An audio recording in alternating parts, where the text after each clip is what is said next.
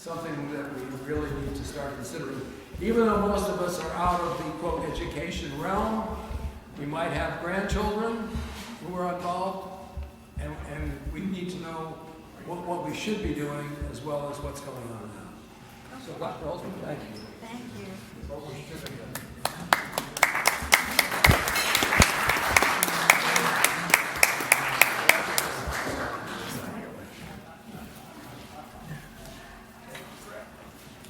Yeah. Well, it's very nice of all of you, sirs, to let the lady in today. Segregating you. I was going to say that all the roosters are getting in the hen. But I'm pleased to be here anyway. I've spoken to sirs a number of times in the past year, so it's a pleasure to be back. I want to start by just asking whoever wants to take a chance on this, what do you expect out of your kids' education? What is it that you think our universal education should be doing? What's its purpose? Anybody want to take a shot at this? Yeah. I think it should teach kids just to think To think. Okay? Yes. Critical thinking. Critical thinking. But then that challenges the teachers, doesn't it? Yes, it does. It does challenge teachers. Anybody else? Don't most people? Yes. Social skills. Social skills. Because in kindergarten, that's where you learn to share and take turns and all that kind of stuff. So you're, Not what I missed. you're talking there about the beginnings of character training, which is, I think very important. Yes. How to get along with people who don't agree with you. Yes, how to get along with people who don't agree with you. But none of you are talking about getting good jobs, because that's what most families who educate their children, are anticipating, that they're going to be able to have a good life and have a good occupation and, raise grandchildren for you. But the thing that seems to me that's been missing for a long time is the idea that universal education is not teaching citizenship. How do you become a good citizen?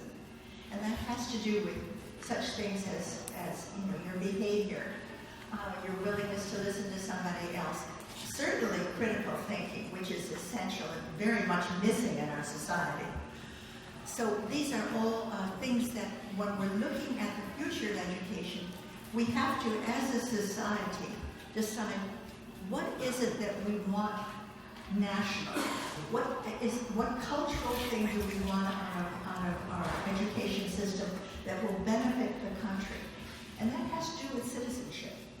But what I want to do today is something that you probably will not get anywhere else, is talk about three things. The history of education. How did it begin? What is education for? And the second thing, what happened between Rome and Greece and the European education system? And then the third thing is, what did America adopt? And how did it do very well for a very long time? But the final thing is, what are the problems that it has at the moment? Because it's not doing as well. So I'm going through these three things. This is almost like a graduate seminar, but I'm going to make it fairly brief. And I think these were all columns that have been printed. If you need any of them and you want to pass them on, just email me and I'll send them to you. Okay, rethinking education. Human beings are the only species that deliberately passes knowledge and remembrance of events to its young. Think about it. No other species does it. Even the greater apes really don't do that. Even the most primitive of our ancestors, once they developed language, used ritual and stories to bring the young into the collective memory of the group. Once writing was invented, history and learning became systematized. History was the first human educational discipline. And that's my own discipline, so I'm very pleased to see that. History is something human beings always want to know. What came before us? What did our ancestors do? In some early civilizations, numbers and counting developed earlier than written words. Believe it or not, numbers matter. Trading, which is as old as our oldest ancestors, depended on counting. Religion, our first efforts at contemplating the world's mysteries, also depended on counting, assigning significance to periods of time such as days, weeks, months, and years. Those were all religious in origin, in order to practice your rituals. Think about Stonehenge, that it was designed so that you meet the solar solstice and the winter solstice exactly through an archway every year. That's how they knew that a year had passed. Women may have been the first to count, associating the phases of the moon with their own monthly cycles, including making the association between sex and childbirth a secret they kept from men for quite a long time. It's interesting to know that. The men couldn't figure that out. The women already knew it. The transmission of knowledge is what we call education, an institution that has changed as human culture matured. Ancient Egypt formalized an education system run by priests who taught young men reading and writing, theology, history, in other words, the humanities, and such practical subjects as science, medicine, math, and geometry. Those were all in existence in ancient Egypt, and they had a pretty sophisticated, very early civilization. Their students were to become the intellectuals, priests, and nobility who ran society. Vocational skills, though, architecture, engineering, and sculpture, were taught by practitioners, by people who were doing that work, the system of apprenticeship rather than formal education. So that's still familiar today. There are a lot of things that we learn through apprenticeships. Equally ancient, oh, by the way, thinking about that, Abraham Lincoln never went to college for his law degree. He studied with another lawyer, and then he took the bar exam and he passed. Equally ancient, Mesopotamia had a similar system. Formal education was to train scribes and priests, reading, writing, religion, law, medicine, and astrology, which is still with us in our daily papers, I'm sorry to say. Practical skills such as engineering, irrigation systems, or medicine follow the system of apprentice systems. One learned from those who practiced the disciplines. Ancient China had a completely different system, no priesthood. It was secular and emphasized moral character and duty toward people and the state. I mean, that's very unusual, but that is characteristic of China, and it still is. Education was regarded as the process of individual development from within themselves. Later, however, specialized education evolved a system for educating officials, civil servants who were responsible for administering Chinese society. This was the first in which exams gave opportunities to the mentally gifted, not just to those of aristocratic or powerful lineage. That's like our own system for the civil service exams. The Chinese invented that, God knows how long ago. In ancient Greece and later in Rome, education was reserved for the ruling classes and religious authorities, much of it transmitted by specialized teachers who attracted followers to learn from them. This is probably the origin of our later school systems, in which trained teachers conveyed all the cultural necessities of a society to the young, almost exclusively male. Practical skills continue to be a system of practitioners and apprentices who learned by doing. We Americans owe our educational system to European models, religious authorities leading and developing the university system designed to educate other clerics and aristocratic future leaders. Practical subjects were still in the practitioner-apprenticeship system. Even Abraham Lincoln learned law from reading law books and studying with a practicing lawyer. The idea of universal education began with Queen Elizabeth I, the 16th century last Tudor ruler who mandated public education for every town and village in England with the aim of creating a common culture and those talented enough to provide a civil service. Now, why did she do that? She was a little insecure about the continuity of her lineage, and there were all kinds of competition for the role of King of England. And she wanted to have a number of very bright people who were indebted to her and not to their families. So for pretty selfish reasons, she designed the first public education system.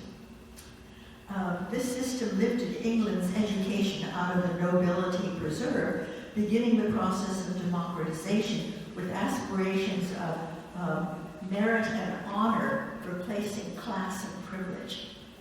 Our own young country developed a two-track system, private elite schools and university systems for the privileged future authorities, and public school systems that taught basic skills, common cultural history, secular and religious, and preparation for honorable citizenship. And here's the key. I think that helped make this country really what it is. Practical skills like medicine, engineering, and practical law remained for a long time in the practitioner apprenticeship mode, although gradually absorbed into the university system. Until the recent pandemic locked down the school system, we continue to support a public school system that suffered under the burden of one-size-fits-all. One zip code often determined the quality of the schooling, and this is a growing dilemma for promulgating a democracy that unified and encouraged citizenship. Unifying subjects such as civics, in which children learn how our republic worked, vanished. Open warfare between science and religion resulted in rival systems of reality, facts and alternate facts, conspiracy theories and lies. Education was failing, obviously. We're at that point right now in history. The pandemic closing of schools has given us an opportunity to rethink what we want of our nation's education. At our country's beginning, education followed the elite British system of passing on the secular gifts of Rome and Greek knowledge, plus emphasis on the Hebrew and Greek biblical moral teachings.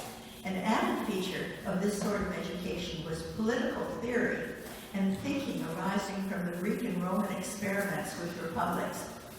I can't emphasize that too much.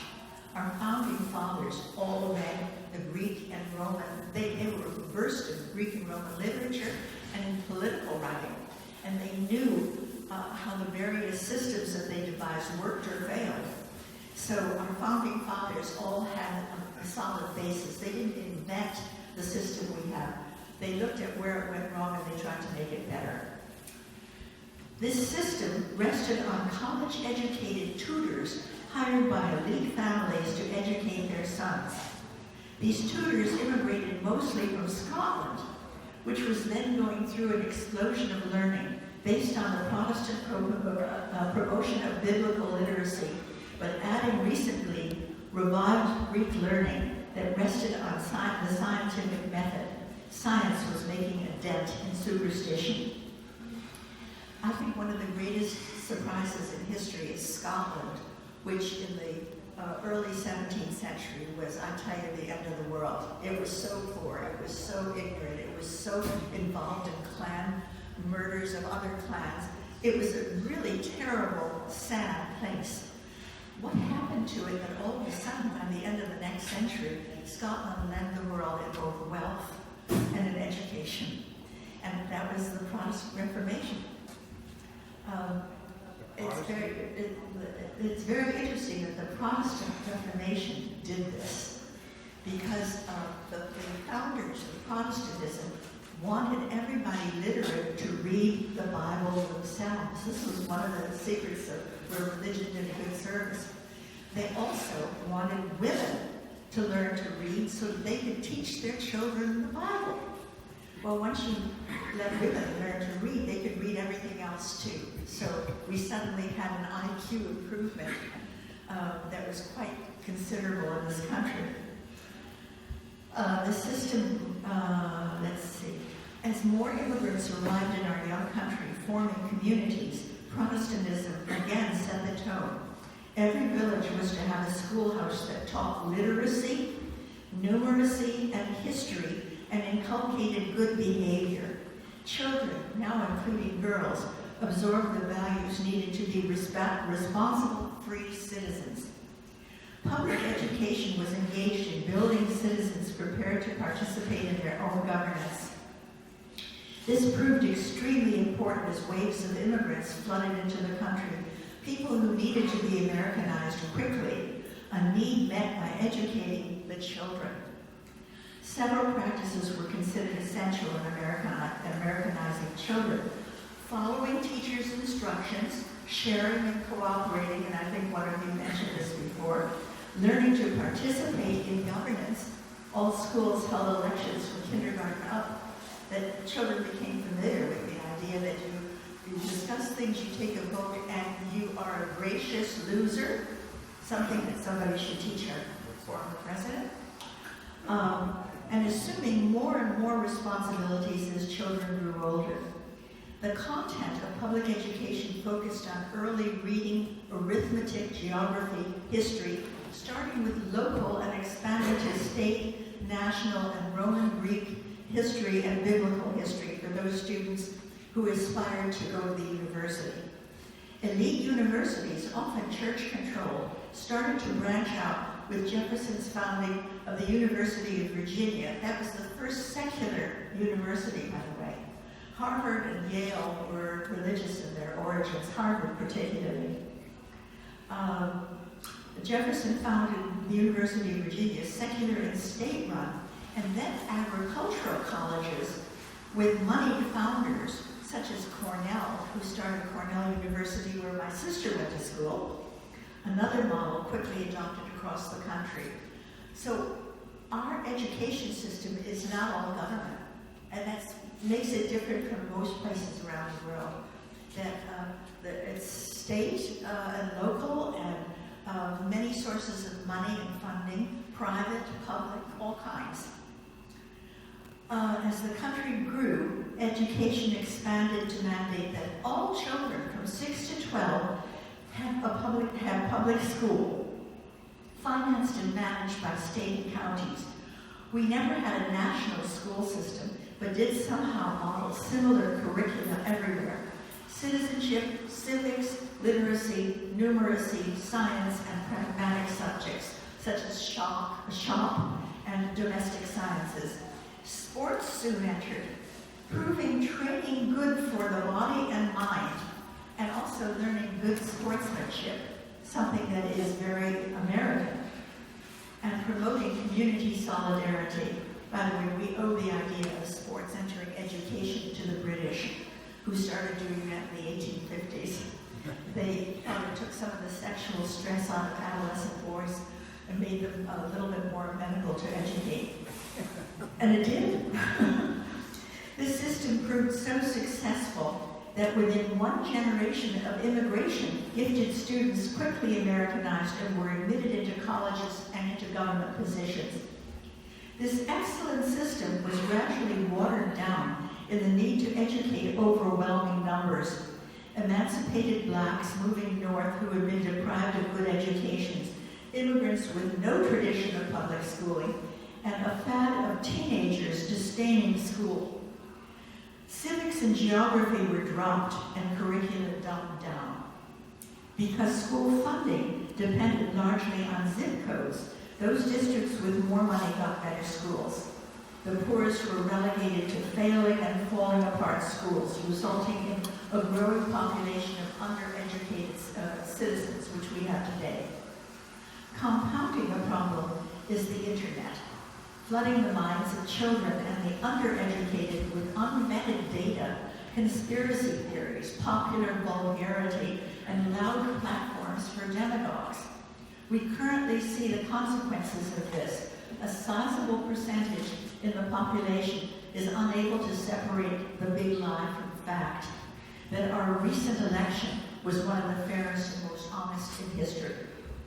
Our pandemic shutdown has relegated schooling to distance computer-aided learning, which leaves most children without socializing communities of peers and mentors, and the poorest children with scant access to even the computer learning.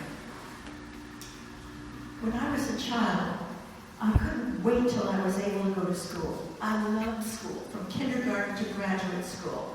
My children, however, did not love school as much as I did. They were enthusiastic only when they had a really dedicated teacher.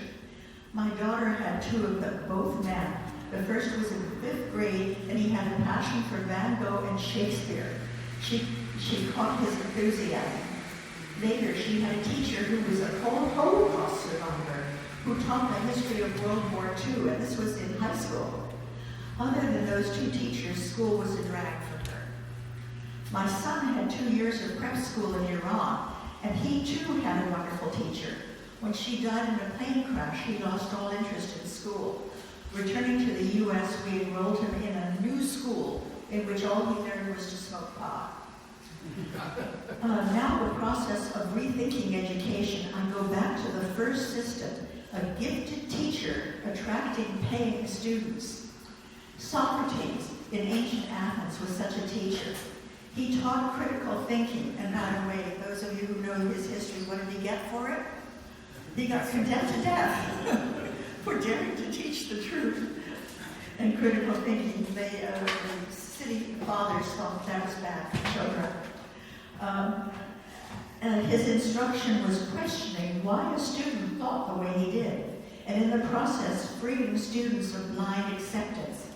One of the institutions he questioned was Greek polytheism, and for that irreligious teaching, he was sentenced to death.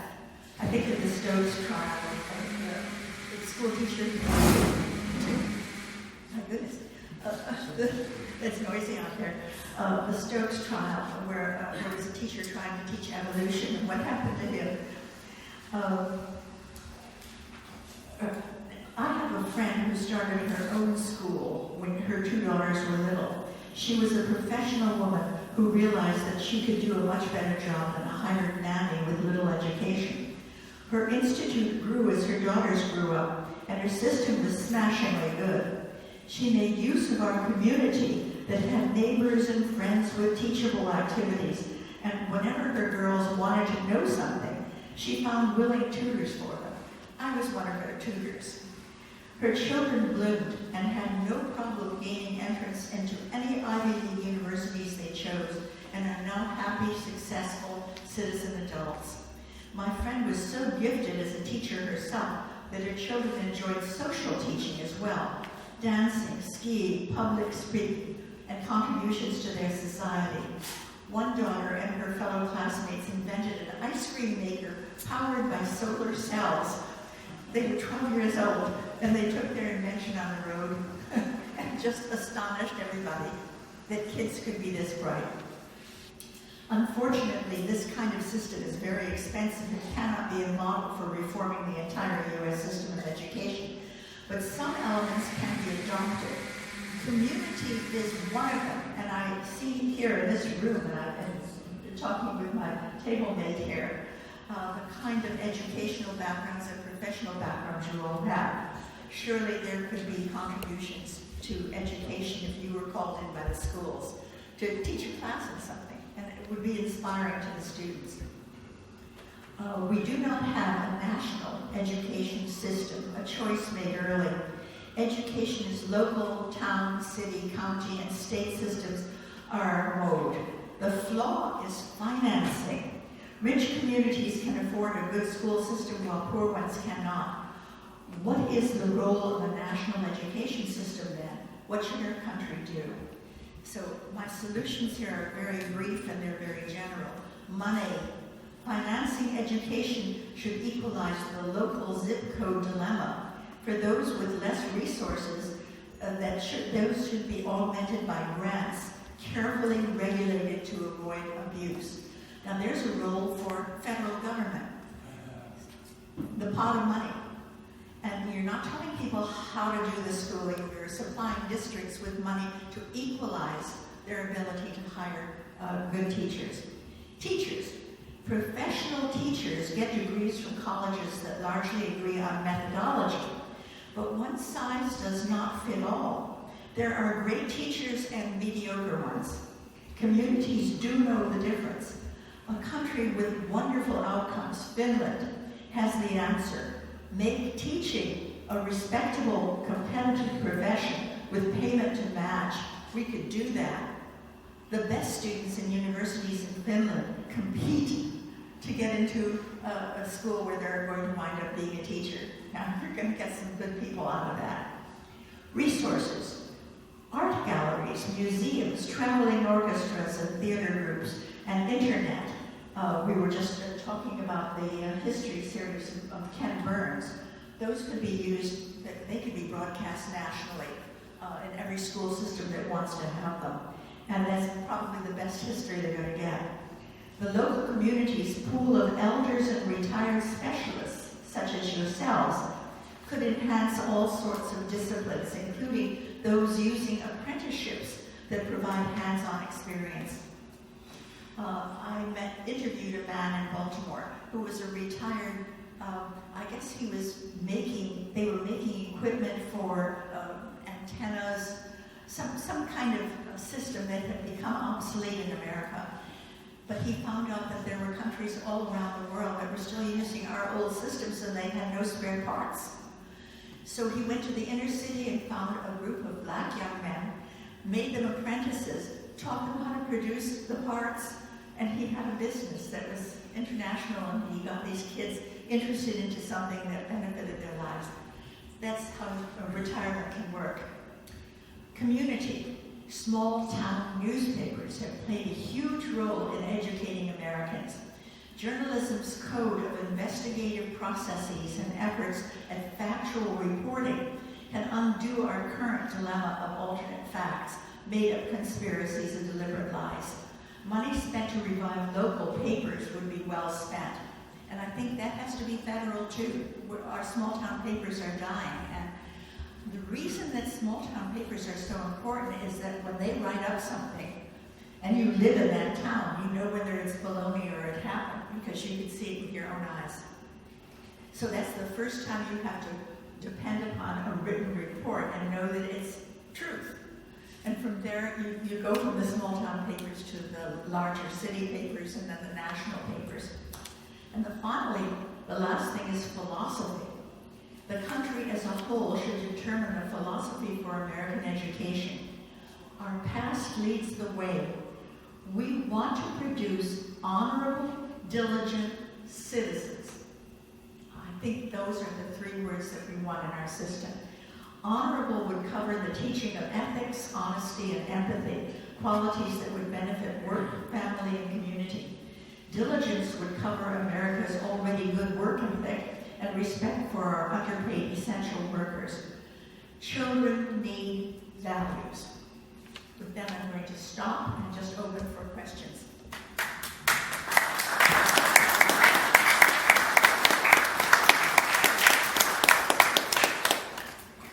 Okay.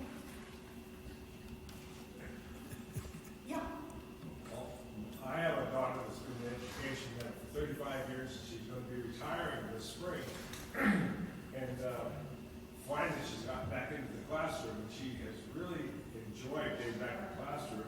And she has impacted a lot of kids' lives, and she is happy about that and proud for having done it. But she found that the system has been so difficult to buck because so much of it is administrative desires of achieving high scores to get more money for the school district than it is to really teach the kids how to live. Right. And they just teach to pass exams.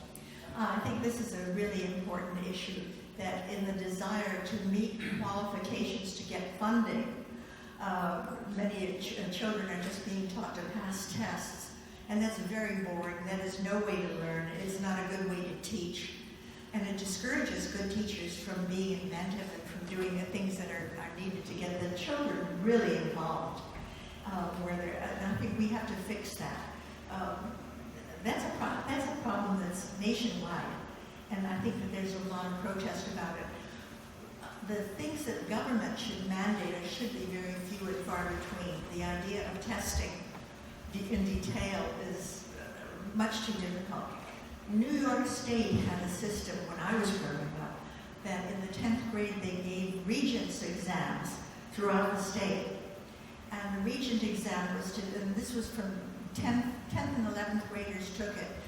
They gave these tests just to cover, to see whether the students had learned the basics, whether they learned to read well, to be able to write an essay, to be able to have a basic stock historic knowledge and how government worked and things of that sort. That was a very good system. Also, other school systems have come up with brilliant ideas. Boston, which very early decided that they needed to train both the ordinary students and the really brilliant ones, created the Boston Latin School, which was a famous high school that was competitive to get into, and it wasn't just rich kids getting into it, it was anybody smart enough to pass the exams. Those kids all went to college. So right now we really don't have a system for giving elite students, future college students, a really good education unless they live in a good neighborhood. So that's something that I think that we have to be thinking about and equalize a bit. Yeah, anybody? Yes? Do you think that the new current political change is going to affect education in a positive way? Well, the question is, will our new political structure in Washington do anything for the education? I personally think they will. I think whoever is Secretary of Education, that's a very important government position. We had a terrible person who was doing in the system for 4 years. And we now got a trained intellectual teacher. I think that we still have all of these other problems, but before they can do real good, they can suggest things. They can have councils of educators giving advice. We can do it, we have to do it by making these things desirable to communities so that they're going to want to participate in it. But I think that if they're appealing enough, we will get it. We do need a national philosophy of what we want out of education. And I think that's going to take teachers and administrators and all kinds of people having conferences and dealing with these issues. And I think that certainly the intentions of the Biden administration are good. He wants to have, to be supporting public education in its original form, creating citizens. Yes? I can't hear you. We can't hear you.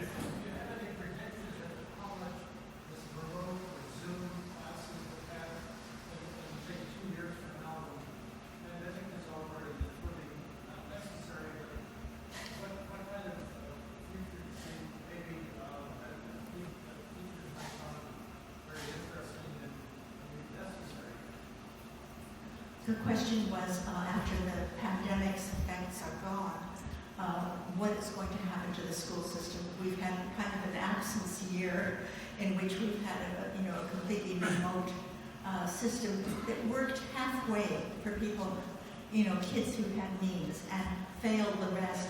We're going to have catch-up time. We're going to have to get rid of some of the summer vacation and have kids come back to school and be exposed to learning again. We have to be, again, teaching the basics of reading, critical thinking, writing, math, foreign languages. Foreign languages have become unpopular. I think that this should be something that should be part of the school system. I had a reader write to me saying that he thought that every child should have a year abroad as part of their schooling. Now, how you pay for that, I don't know, but rich school districts. But it's given us an opportunity to say, hey, let's take a look at the entire system and see what isn't working. And that's what we're doing now. The things that I mentioned aren't original to me. They're being talked about by bright people all over the country. So, I'm very hopeful that this is an opportunity that we can rethink what we want out of our education. We just all have to have some kind of agreement on what's good. Anyway. Yeah. Laina, Yes. what do you think all these roosters here Yes. today can do when they leave after the meeting? What should they be thinking about? What would you like to inspire them to do? I'm really, I think that your knowledge that the school system is in need of redoing, that we need to be rethinking, and that if there's any way that you can help, if you can tutor somebody. There are kids in Watsonville who need English tutoring. If you can teach somebody a skill that you have, that they would benefit from it. just to be there, offer yourself. You're part of the community, you're part of the wealth of the community that's available to the school system. And I think that you will be welcome because they're going to be pretty needy. Yes. I read a paper by a guy named David Foster Wallace quite some time ago and he was really dismissive of educational teachers and their work, that it was dreadful. Are you familiar with this? I'm not. I know the idea that in normal schools, for example, in the past, were just designed to teach teachers how to teach, but it didn't teach content. So this is a situation where people are writing papers for journals, and they're not specific enough. It's almost impossible to read a paragraph and understand what you read. And it's surprising that this is from education. We find surprises both ways. We find surprises in people who are supposed to be educated coming out with drivel and bad papers. But we also find, I'm amazed sometimes when I read letters to the editor of both our local papers, the Sentinel here and the San Francisco Chronicle, that are really pretty bright and pretty well written. So, it's all over the place. We've got both ends. We have to really be encouraging good writing, good education, good thought, and good citizenship.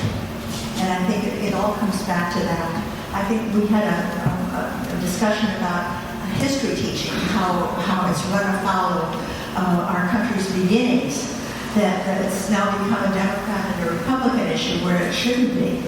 The question is the 1619 proposition that we recognize the founding of slavery in our history. There are people who think that if their children know how terrible our country has been at times, that they're going to hate the country. And there are liberals who say that, we just want it better, but we want you to know every wart that's out there. I think that real history teaching will say that these are the things that happened, but look where we are now. And to recognize evolution, to recognize that we have evolved, that we don't do some of the things that were done by our parents and grandparents. So teach history honestly, and don't use it as a cudgel, as a political cudgel. I think that's really wrong. Renaming all these institutions because the person that was named for did something that they dislike. Well, consider those people in their own time. And their life isn't guaranteed by just one thing that they did. So, yes. No? Yes. I've heard in the past that Texas and California,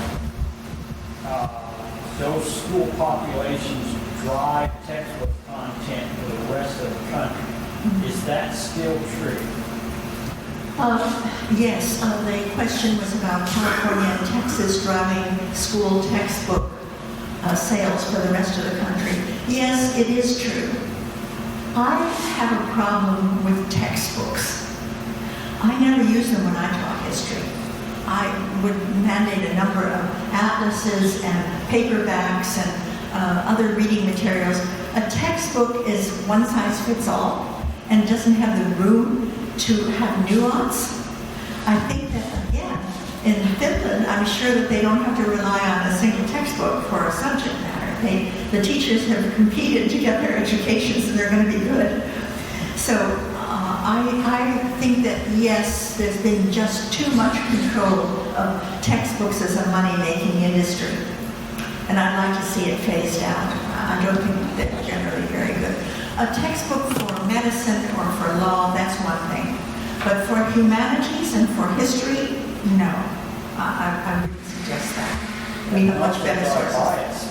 I beg your pardon? It also drives a lot of bias. Oh, sure. Oh, sure. Yeah, it's divisive. Anyone else? Looks like I have worn you all out sufficiently that it's